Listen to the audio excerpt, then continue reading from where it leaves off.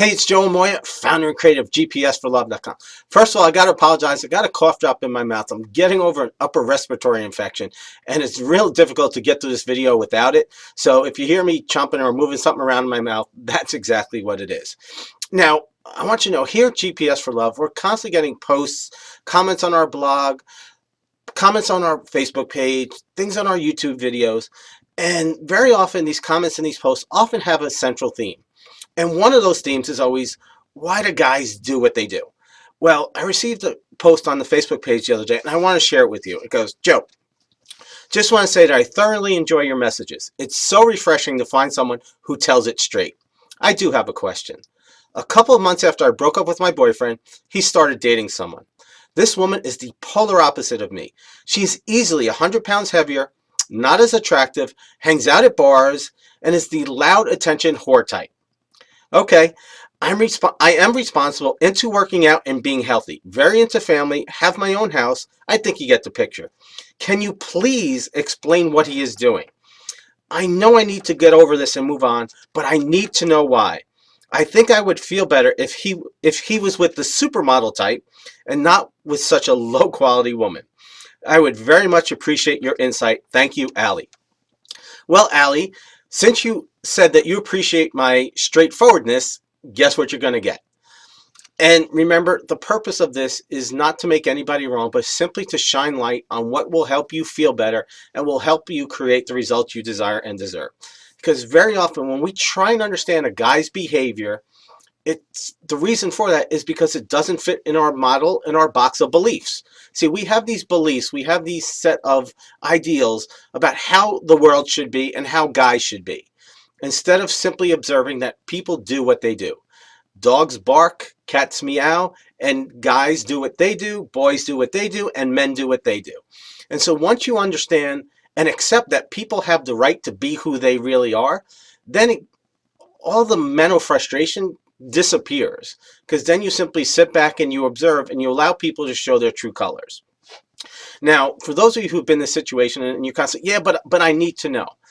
What's going to help you is I've got 3 little tips that'll help give you some more clarity and help you get some more certainty, because that's really what Allie is struggling, and that's what you're struggling with. Is your need to know is because as human beings, we have a need for certainty. We need to make sense of things. It needs to line up with our beliefs of how we think things should be and how things should line up. And when it doesn't, that's what creates us the frustration and the pain. I always tell my personal mentoring clients that the #1 source of pain in your life is your expectations. When you get rid of your expectations and you stop expecting things from people and you have clear boundaries, clear lines in the sand, and you simply sit back and you observe, a person is going to show you their true colors, and they're going to see if they're the kind of person you want to be in a relationship with. If they are, great. If not, get rid of them. So I've got 3 questions that you can ask yourself that will help give you a little bit more clarity. The first one is, what role, if any, did I play in the demise of this relationship? See, this guy was in this relationship with Allie. All of a sudden, something happened. He didn't want to be there anymore. And then for whatever reason, he decided to start dating this other woman who doesn't fit into Allie's model or ideals or her beliefs of how this other woman should be. Like she said, if it was this supermodel type, then you know what? She would have been perfectly cool with it. It would have been okay. It would have been some rationalized, would have been a rationalization, a justification of why it was okay for him to be with that woman and not her. But the fact that he went for this lower quality woman in Allie's world doesn't make sense to her. So Allie, what you want to look at is that, what role did you play? I don't know. I'm not you. But I can tell you, if a guy leaves the relationship and goes to another woman, it's usually because he doesn't feel being with that woman is what's best or right for him. Now, again, I'm not him, so I can't ascertain these statements 100%. But I can tell you as a guy, if we leave a woman and go to another, it's because the first woman wasn't the woman that we really wanted, or there was something going on the unconscious level, which caused us to believe that, you know what? Maybe she's too good for me. Maybe I can't keep up with her. Maybe she's too attractive for me. Maybe, I'm not good enough for her. I don't deserve her. Whatever's going on in his world. Okay. So that's why you want to look at, okay, did I play a role in this? Maybe that you emasculated him. Maybe, he felt like he couldn't keep up, whatever it was. Maybe he felt that you were a bitch. I don't know. Okay. I'm not saying you are. I don't know. I'm just giving you some possible reasons. But if you know that you didn't play any role, you were this amazing woman who just loved him, supported him, and was there for him, and he checked out, well, then it was on him. but you want to look at this to use for your own edification going forward. Okay, the second reason, or the second question you want to ask is, were there any red flags that I was missing or ignoring?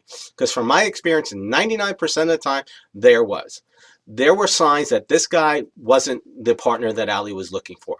Maybe he wasn't showing up. Maybe he wasn't carrying his weight. Maybe he was doing things where he was constantly dropping the ball. I'm sure if we had Ali on the other end of this call, and she would admit, there were some things there. There were some red flags that he really wasn't the man that she needed in a relationship.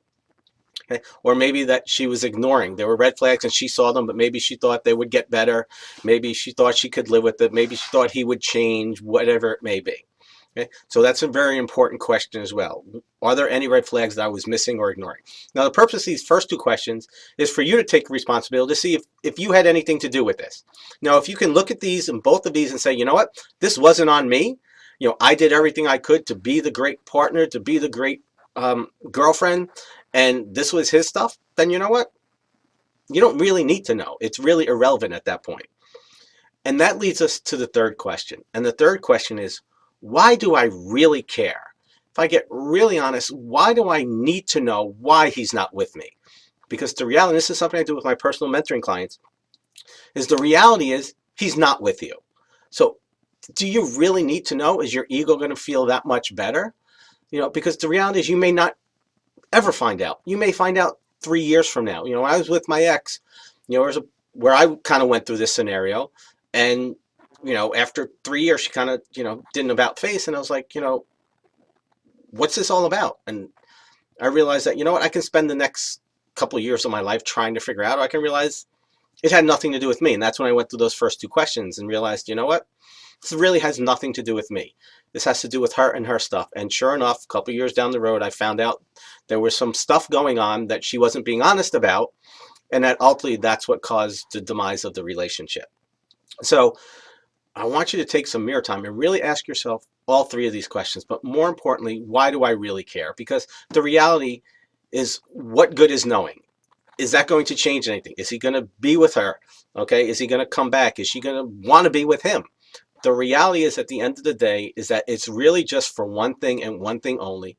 It's for our mind and our ego. It's for our own satisfaction, so that we know we can make sense of things, so it fits in our little box of beliefs and our ideals of how people should be and how people should do things. So I want you to go back. You might have to watch this again, but really write these three questions down, because if you're struggling with this and you really take the mirror time, this will help you get the clarity so that you can ultimately put a bow on relationships like this and move on and not expend any more energy. Because the more energy you expend looking in the rearview mirror, the more you're going to crash going forward. And that's not going to be a good thing. So you want to learn from this, use it to your advantage so that you can be clear of the past, have closure, move on, and create that relationship you desire and deserve. So now's mirror time. Ali and anybody who's been in this position, I want you to go through this, listen to these three questions, take that mirror time, and then write your comments, questions, and feedback in the box below. And I want you to ask yourself this one question: how can I use this to let go of the past, to not know, to move on, so that I can create the results I desire and deserve? And when you do that, put them in the box below. As always, honor, privilege to be with you. I'll see you next time. Much love.